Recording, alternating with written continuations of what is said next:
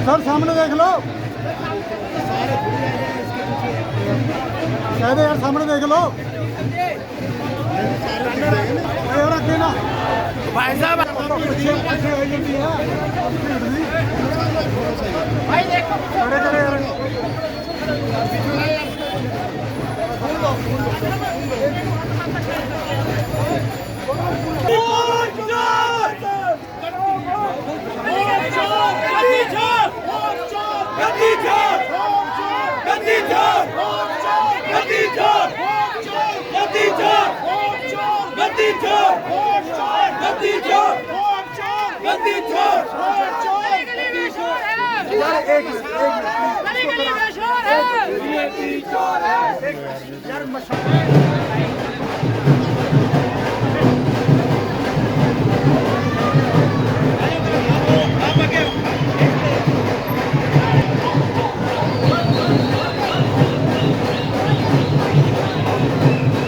भाई साहब ऐसा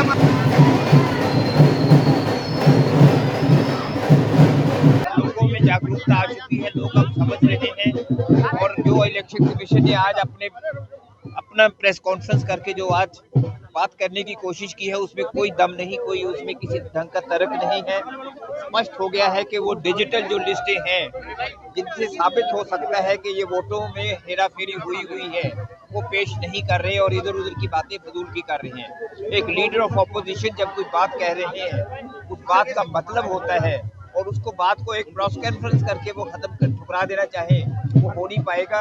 और लोगों में आज एक बात पहुंच चुकी है घर घर कि वोटों में गड़बड़ हुई है और लोगों को वोटों से वंचित किया जाता है। इस कारण पूरे देश में जो मुहिम चलाई है, उसका एक हमने अपनी तरफ से अपनी जिम्मेदारी यहाँ चंडीगढ़ में निभा रहे हैं। अच्छा, आपके एक्टिव होने से बहुत जो विरोधी है उनकी दिलों की धड़कन नहीं, ये तो बात नहीं है। मैं कोई एक्टिव कभी ना एक्टिव था, ऐसा नहीं था कि कभी एक्टिव नहीं था।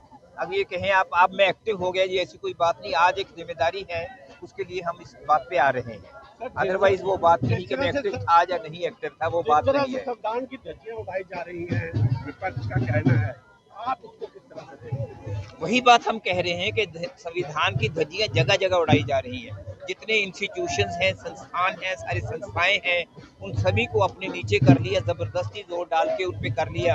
आम आदमी को धमकाया जा रहा है। जो पॉलिटिकल लीडर्स होते हैं उन पे केसेस बनाए जा रहे हैं। हर जगह सरकारी मशीनरी का इस्तेमाल हो रहा है, सिर्फ सरकार के मतलब, अपनी पार्टी के मतलब को पूरा करने के लिए। और आज के दिन कोई फर्क नहीं छोड़ा इन्होंने आरएसएस और सरकार के बीच में। प्रधानमंत्री लाल किले से प्रशंसा कर रहे हैं आरएसएस की, जिन्होंने कितने वर्षों तक, 52 वर्षों तक कांग्रेस अपना जो हमारा राष्ट्रीय ध्वज है वो अपने हेडक्वार्टर्स पे नहीं फहराया। उनकी आज वो वहां से प्रशंसा कर रहे हैं कि हमारा सबसे बड़ा एक जो एनजीओ है वो आरएसएस है। ये आज ये प्रधानमंत्री जो एक 15 अगस्त का स्वतंत्रता दिवस का भाषण होता है उसमें बोल रहे हैं, ये हालत देश की हुई है। देखिए, बहुत दिन से ये कार्यक्रम चल रहा है, संसद में भी ये बात उठी, लेकिन मोदी जी के तो जूं तक नहीं रेंग रही सिर पे।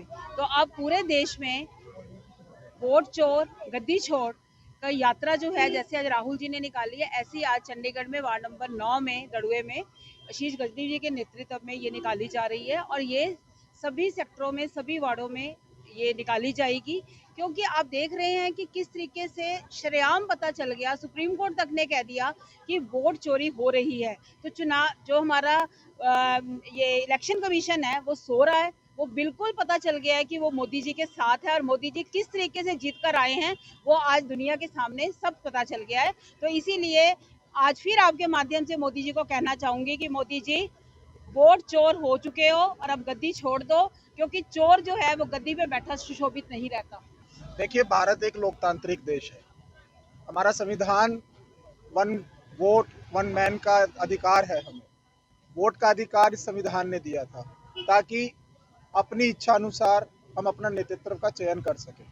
पर बड़ी शर्मनाक बात है कि जब देश लोकतांत्रिक होने के बावजूद केंद्र में बैठी भारतीय जनता पार्टी की सरकार, प्रधानमंत्री नरेंद्र मोदी जी अपने सत्ता बल का, मैं कहूँगा, दुरुपयोग कर जिस प्रकार से उन्होंने वोट चोरी करने का प्रयास करा है, ये देश का काला इतिहास है। ये देश के इतिहास में बेहद शर्मनाक है। मैं खुद बिहार में अभी काम कर रहा हूँ। अखिल भारतीय कांग्रेस कमेटी ने मुझे बिहार के चंपारण में काम करने का मौका दिया है। मैं खुद वहाँ पर अभी पिछले 15 दिन लगाकर आया हूँ और चंपारण की रामनगर विधानसभा की एक पंचायत में हमारे साथ हमने खुद लाइव ये देखा है कि वोटर जो है वो हमारे साथ बैठे हैं, पर जब वोटर लिस्ट में देखा जा रहा है तो उनको मृत घोषित कर दिया गया है। ये कहाँ की ये जो लोकतंत्र की बात करते हैं भारतीय जनता पार्टी की सरकार, नरेंद्र मोदी जी, ये दरअसल बिल्कुल इस समय ये समझ चुके हैं कि देश ने इनको नकार चुके हैं। और ये ऐसा कैसे हो गया कि महाराष्ट्र में लोकसभा के चुनाव में हम लोग जीतते हैं और उसी थोड़े 2 महीने बाद ही विधानसभा के चुनावों में हमें हार मिलती है। हरियाणा विधानसभा चुनाव में हम लोगों का पूरा एक तरह से लोगों का बदलाव का माहौल था, कांग्रेस की सरकार आ रही थी। रातों रात ऐसा क्या हो गया जो भारतीय जनता पार्टी की सरकार फिर से बन गई? और नैब सिंह सैनी जी क्या कहते हैं, ये तो हमारा सिस्टम है। तो यह सब समझ आता है कि आज भारतीय जनता पार्टी, नरेंद्र मोदी जी और राहुल गांधी जी ने स्पष्ट किया है, स्पष्टता के साथ, ये तथ्य के साथ, तर्क के साथ ये राहुल जी ने प्रेस कॉन्फ्रेंस करके बात करी है। फिर वो चुनाव आयोग कभी कह देता है कि हलफनामा चाहिए। जब वो चैलेंज कर रहे हैं तो उस चीज़ को वो मानने को तैयार नहीं है। आप हमें डाटा दीजिए, आप इलेक्ट्रॉनिक डाटा दीजिए, आप हमें क्यों नहीं दे रहे हैं? राहुल जी मांग रहे हैं, नेता प्रतिपक्ष हैं, क्यों नहीं दे रहे हैं? ये सिर्फ एक बात है, घुमा दिया जाता है। और अगर मैं बात करूं इलेक्शन कमीशन की हो, सीबीआई की हो, ईडी की हो, आज सत्ता सरकार के पक्ष में, सत्ता सरकार के, मैं कह सकता हूं, पिट्ठू बनकर वो घूम रहे हैं और विपक्ष के साथ एक बदले की भावना की राजनीति